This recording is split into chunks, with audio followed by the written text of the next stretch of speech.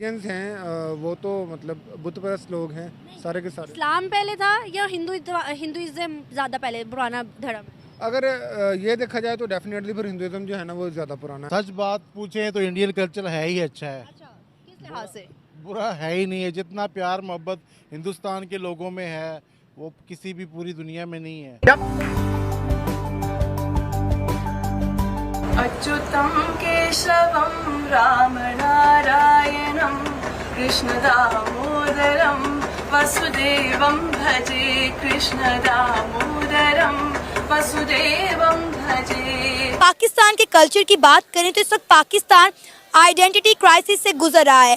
पाकिस्तान का अपना कोई कल्चर नहीं है, बल्कि हम मिला जुला पूरी दुनिया का कल्चर अडॉप्ट किए हुए हैं। आज भारत में उन्होंने ऐलान कर दिया 2035 तक वो स्पेस स्टेशन बनाने जा रहे हैं और 2040 तक वो मैन्ड मिशन लेके जा रहे हैं चांद के ऊपर। जब भी हम बात करते हैं इंडिया की तो कहा जाता है कि ये जी चाणक्य के मानने वाले हैं, ये कौटिल्य के मानने वाले हैं। काश के हम भी चाणक्य को मानने वाले होते। चाणक्य एक बहुत अजीम आदमी था जी। इस पूरी दुनिया को अगर सिविलाइजेशन, संस्कार, विजन, फोकस, सक्सेसफुल का मंत्र अगर किसी से सीखना है तो वो सनातनियों से सीखे। ऑलमोस्ट पाकिस्तान को भी इंडियंस ही काउंट किया जाता है।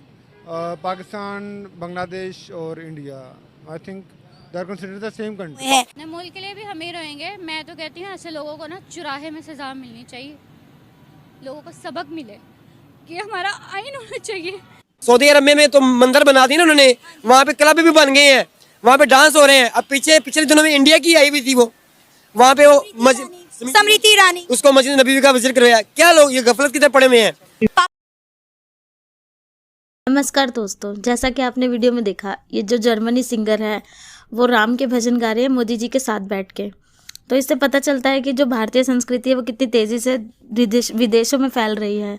रशिया में भी गीता का बहुत ज़्यादा प्रचलन हो रहा है, वहाँ पे बहुत ज़्यादा प्रचार चल रहा है भगवत गीता का, जिससे पता चलता है कि भारतीय संस्कृति और सनातन धर्म जो है वो लोगों को बहुत ज़्यादा प्रभावित करता है और बहुत ही ज़्यादा बढ़ावा करता है। हिंदुओं से ज़्यादा बाहर विदेशी लोग आजकल सनातन धर्म का प्रचार कर रहे हैं और मान रहे हैं उस चीज़ को, और अपने देश में भी लोगों को इसे मानने की जो है राय दे रहे हैं।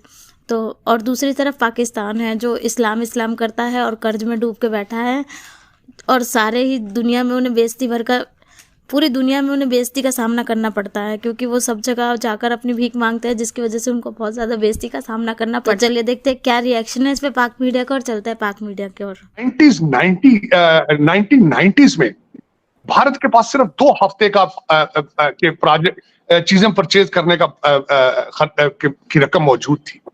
ये कल की बात नहीं है, नरसिम्हा राव और उसके बाद हमारे मनमोहन सिंह साहब के दौर की बात है।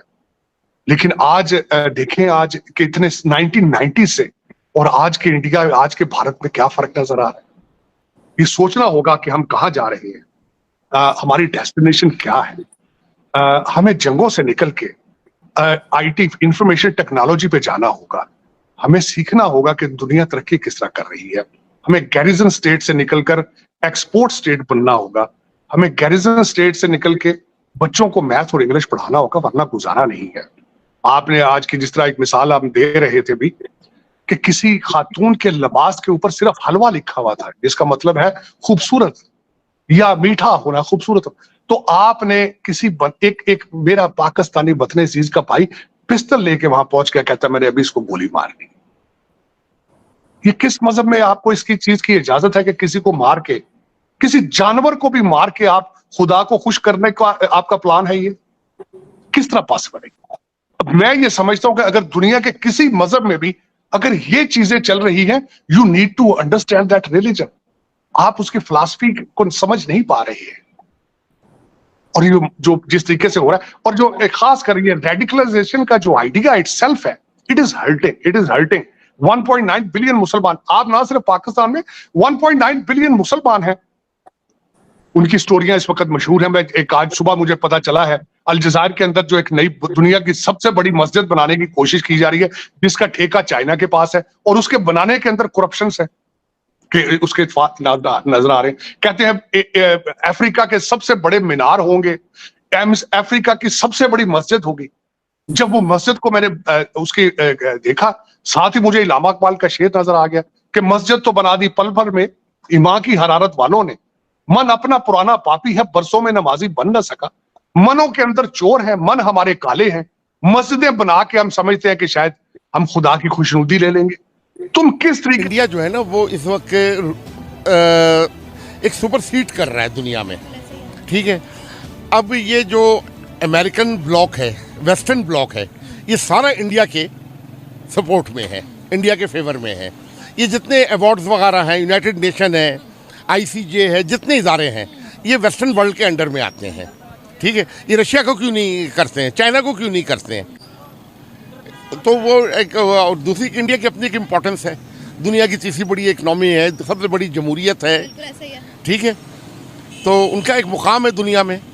आप मिडिल ईस्ट में देख लें, उसकी डिप्लोमेसी देख लें कि और मिडिल ईस्ट वाले उसको मस्जिद बना के देख रहे हैं, डिप्लोमेसी है, ठीक है। अफगानिस्तान की क्यों नहीं कोई अहमियत है, ठीक है। सोमालिया की क्यों नहीं है, ठीक है।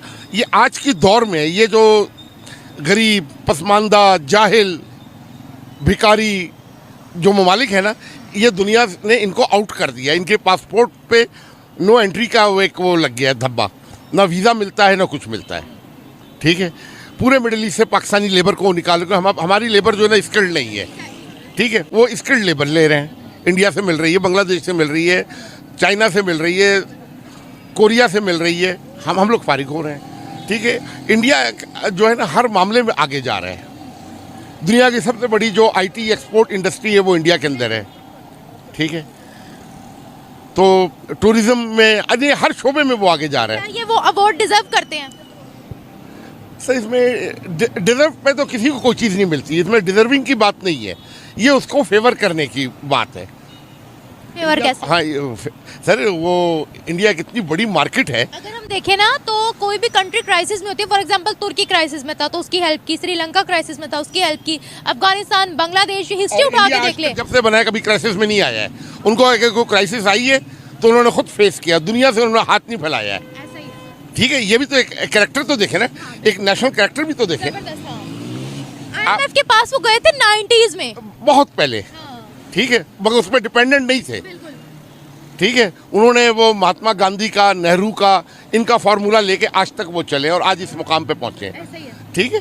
तो एक वो क्राइसिस, वो भी बहुत बड़ी क्राइसिस से निकले। इतनी बड़ी गुर्बत वाली आबादी, आज उनके 20 सूबों में गुर्बत ग्राफ 0 है, ठीक है।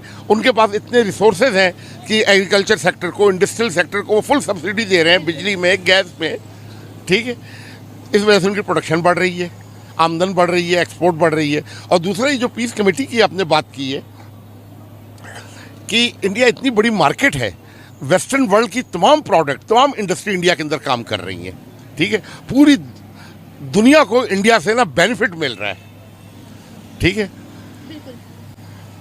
सिर्फ एक एयरक्राफ्ट इंजन नहीं बनता था। अभी लास्ट ईयर मोदी जब वहाँ अमेरिका दौरे पे गया है, ठीक है, उन्होंने जनरल इलेक्ट्रिक से ये इसका एयरक्राफ्ट इंजन बनाने का मुआहदा करके आए। एरोनॉटिक्स लिमिटेड के साथ हुआ इनका मुआहदा, हाँ मुझे पता है। जनरल इलेक्ट्रिक के साथ। अभी पूरे पाकिस्तान में किसी को नहीं पता है, क्योंकि न्यूज़पेपर जो है ना यहाँ पर 90% लोग नहीं पढ़ते हैं। अगर उनकी बात करें तो उनके अंदर भी अब वो अडोप्शन जो है वो इंडिया की कहीं ना कहीं आ रही है। दुबई के अंदर मंदिर बन रहा है, सऊदीया भाई मोदी को गले लगा लेता है, तो ये चीज़ें उनमें आ रही हैं।